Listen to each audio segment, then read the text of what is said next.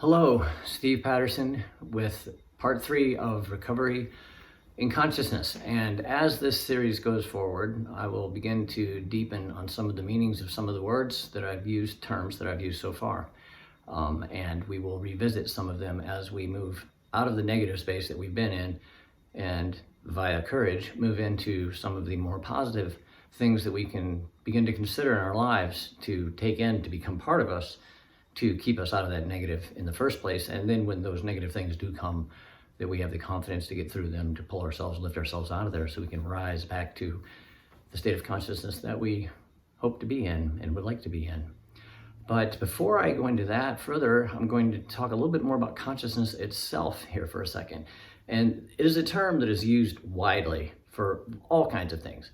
And that is, in essence, what it is. It is human thought in general. Now, we could talk about the causality of human thought, how it is we even come to awareness in the first place. And there's a lot that I could say on how I believe that happens. But that's largely based on the research of other people that I've not really done that myself. And in and of itself, it's problematic because you have the distance between a more scientific look or a more mystical look via religion or some other kind of spirituality. So there's all kinds of ways that we can look at that, and that's not what's important. What's important is that consciousness itself is being aware that you exist, that you are an entity in the world, not just some thing, And so that is consciousness. And the consciousness around recovery does not specifically speak only to drugs and alcohol, which is the context that I'm most recently coming out of as far as being part of a practice and things along those lines, or associated with practices in mental health around addiction and things like that. But more so change in general, regardless of what it is you're trying to separate yourself from, because all those are the negative energies, regardless of how we want to put the texture of the actual effect of it. The causality in many of these things is often rooted in the same kinds of things. The manifestation of those is the behaviors that lead to the part that we want to get away from. But in always looking at the effects, we don't ever fix anything. You can stop drinking for 20 years, but if you never fix the reason you were drinking in the first place, there's either something else you picked up that might equally be hindering your growth, or you might suddenly fall back into it. And that doesn't, again, I know I brought it back to drugs and alcohol there, but this is the same thing with anything. If you find yourself getting into a bunch of shallow relationships that you determine are toxic, it's always a situation that doesn't go right, but yet you still get in these things. What is the part of the action that you're bringing to the table that is also responsible for the toxic, as you might say? And that word self, again, terms, they're so triggering, and even that word. So I would like to keep it sort of close to the vest on what I mean by consciousness. And that's the thought process that goes around change in general, is what I mean by recovery. Recovering from it, moving into what is to be, or how we're going to think about doing those things we can consider. And before we move fully into the more positive aspects, there's a couple of things that I would like to bring out. And one of them is today is going to be a behavior or a mindset that we can get in as a result of these negative spaces, that even once we get up, maybe, if we can even get confidence in ourselves and courage, it's that in and of itself becomes a problem with this particular behavior that I'm going to talk about here in a second. But it also can keep you down there. And that is the victim mindset, the victim mentality. And to give you a little idea about what I mean when I say victim mindset, it is the individual who sees the problems in their life as being caused by something else. In other words, their condition in life is a result of the context in which they have chosen. The doors open, windy day outside. They have put themselves in a context where the conditions around them are such that they don't like. And instead of realizing that they actually put themselves there too, because you can never be any less than 50% of where you're at. That's your power. Your power is to move forward, change, choice, whatever it might be. But that's just you. And so in every situation, regardless of what it is, whether you contracted cancer, whether you are in an abusive relationship, whether you are addicted to drugs and alcohol, whether it is the energy of other people in the world is too much for me, I need to isolate myself and go home. All of these things are rooted in a victim mindset of, it's not because of me, it's because of them. I'm a victim of that. And so long as we stay in that mindset, we are trapped because we're not going to be accountable for our piece of the action. And again, 50% of it, you walked to that place, you stood there. However you want to recontextualize that, you did have a lot to do with where you're at least that is 50%, if that makes sense. In other words, take up responsibility for the fact that you're in this as well, and it's not just it, okay? So if you can do that, then you can start to become accountable for those conditions that are out there in the context of your life. And you can say, well, I don't want to do this anymore. I'm going to choose to do something better. That is confidence. I don't want to do this anymore. I'm going to run away because it's too bad, it's too big, it's too much, I can't handle it, it's got me. That's the victim. And as long as you have that mindset, you're going to run right back down into the negative energies, because then you're going to have that whole pride thing come up that we talked about, perhaps, the negative ways that you can have pride. Then your desires are all out of whack because this is not where you want to be, where you think you need to be. Again, we talked about that in the second part, and you can go back and rewatch that or watch that for the first time if you want to get a better feel for that, if somehow blah, blah, blah. But even lower than that, then we can move into anger and apathy and then grief and all these other, and then it's just a mess at that point. You're gonna have a hard time getting all the way back out if everything above you is too strong for you and it keeps you down. That's where you need to be in a space of confidence. And cultivating that confidence only comes by accepting accountability, the responsibility for where you are in your life, and saying, yes, I am here, because yes, I am here and I take accountability for this means that I also have the choice to move in a better direction. And if I see that better direction, no matter what it is, like I said in the second video, you choose it. It might not be where you ultimately want to go, but if it is at that place, in that direction, you're going to be closer to it. And you will then be in somewhat better place than you are now. And then, even if it's little steps at a time, you'll eventually get there. And that's what I'm talking about with grief. You know, we are going to have grief. We're going to lose loved ones. We're going to have things go wrong. Our house is going to burn down, whatever, our pet dies, all these things. But it's the ability to pull ourselves back out of those spaces, because life itself is going to always throw these things at us. How we choose to live life is what's going to be the determining factor on our overall happiness. You know, the other day I suggested, is life living you, or are you living life? In other words, are you choosing what to do next, or is life dictating that for you? And you would say, most likely, that the person that says the latter is a victim of their life. They just happen to be there. No accountability of their own. So the victim mindset is a huge determinant of failure of getting to a better place, because you're not owning up to the fact that you walked up to this place too. All moments in time are a culmination of everything leading up to it right now. When we think about causality, we try to look at the effects, the things that are happening around us. And so we don't actually get back to the root of what is causing this in the first place. And if you then look at only the effects of your life as being bad, well, you can do something to do in a better way to get yourself out of that. Or you can say, oh my God, that's too much. I can't handle this. And just look at the effects and do nothing for the causality of what's going to come next by choosing something.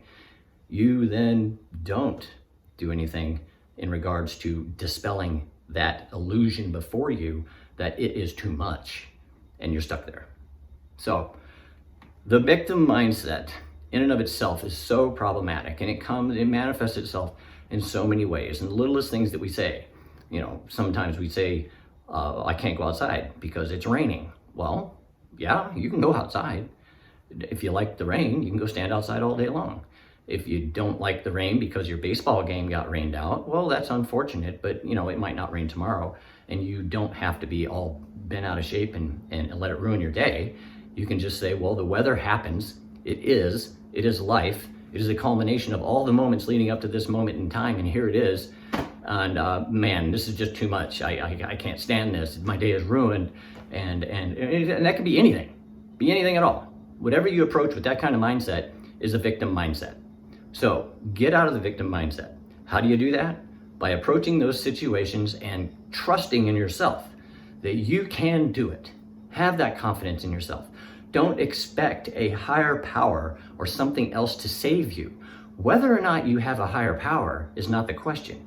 It's the fact that you do have free will. I think pretty much most religions would even back that up. I don't know, I can't speak for all of them, I don't know that for certain. But I would imagine that if there's sin involved, then that means you had a choice. So if you have a choice, do something to help yourself. I know if I was in an omnipotent type of posture and I created a bunch of little people running around down there, and I'm sorry if this sounds too much for anybody that's highly religious, I'm not trying to step on anybody's toes, I'm just using this as an example. I would be most impressed, I'll say this with my children, my own children, right? My sons call me to tell me about things that they're doing in their life because they know that these are things that I will be proud of, right? I'm not proud of the fact that maybe I had something to do with that in the way that I raised them or engaged with them. Who cares? You know, that's just me. For them, the pride that I have for them is that they are actually doing something for themselves. And it is nice that they call home and that it feels good. I mean, yeah, I like that. But they're not accountable to me. They're accountable to themselves. And when they do these things, they're not doing these things at my prompting. You know, they're doing them because that's who they are. They're not victims. And I'm not trying to brag about my kids because plenty of people have plenty of kids like this. And not everybody has a victim mindset. But at some point somewhere, we all do, even in politics. You know, one side says the other side's the reason they can't have a good country. The other side says that side's the reason, right? Who's talking about what they're doing? Bunch of victims.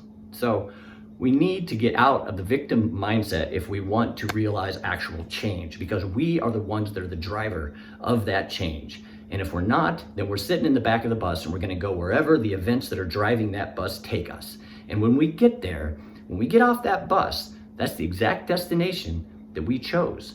So we better hope that we drove to it and didn't let somebody else drive us there.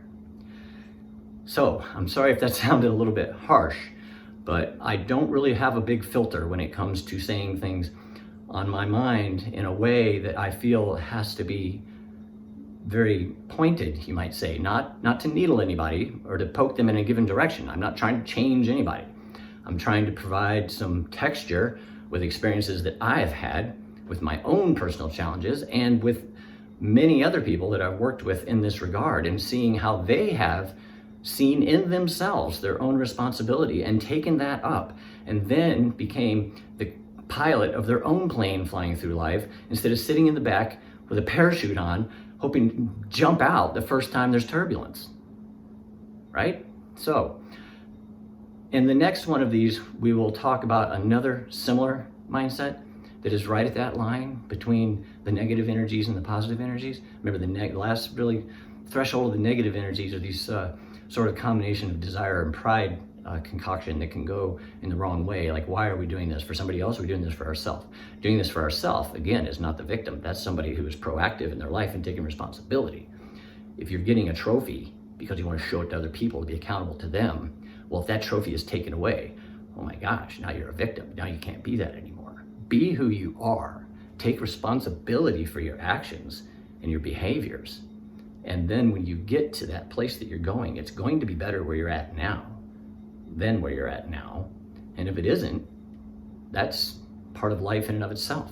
You know, it's been said, life is suffering, and suffering demands service to yourself. Service gives us purpose. And with purpose, we have our intention. And then once we have our intention, we stay aligned to that and we get to where we're going. But we make those choices every step of the way, unless we're a victim. So if you like this, well, I hope you like this, click like and share wherever you're watching this at. And please comment below. I would really like to get feedback on some of these things. You know, and not really a debate. That's not what this is about. Nobody's right or wrong. This is about finding what's best for you. You know, I'm not preaching to you. I'm not teaching you here. I'm merely illustrating the ways that we can go about changing our reality to one that better suits who we want to be and the kind of life that we want to live, that we feel we need to live and not just think we need to live. Remember, feeling comes from our body. Thinking comes from our mind. Our body never lies. Our mind does. All of those things. Don't believe everything you think right off the bat. How does it really feel?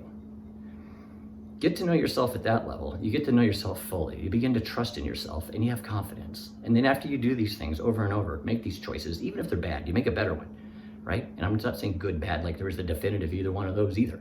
It's what's best in the moment. Always go for that. And eventually you will be there. That's power. Force is trying to force things. Force will never get you anywhere. Power is where you're at. And in fact, if you go back to that situation where you're 50% of all the things, right, that you're at, 50% of that could be your power. If you try to overstep that bounds and try to be more present, like somebody else might be that you might consider a victim, that's force.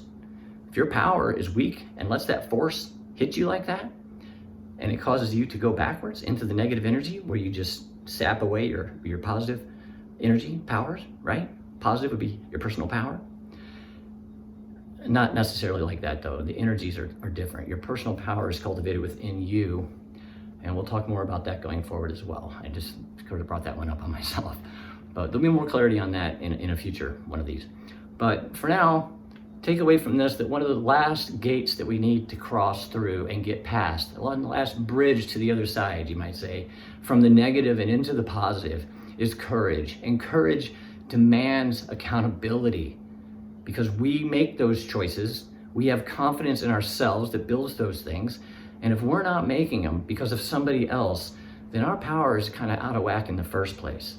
This gets back to finding out who you truly are. So don't be a victim.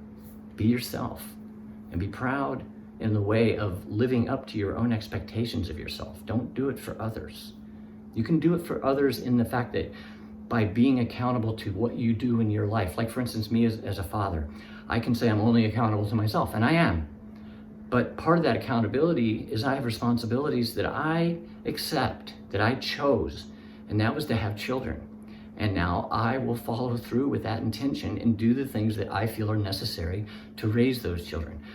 2 of them are already out of the house and long gone as far as that goes, as far as living in the house. 2 are still around. But regardless, I will do for them whatever I feel I need to do as a dad. And so I'm accountable to being fully present and happy with myself, because otherwise those other people are not going to be happy in the first place. So in that way, you are only accountable to yourself. And since you are accountable to yourself, you're responsible for every position you're in. And as you go through those positions and you make the right choices and things work out, you build that confidence. That is the other side of that river between negative energies and the positive energies. Go to the other side. So like and share, and please leave comments. I'd love to hear some feedback. Talk to you later.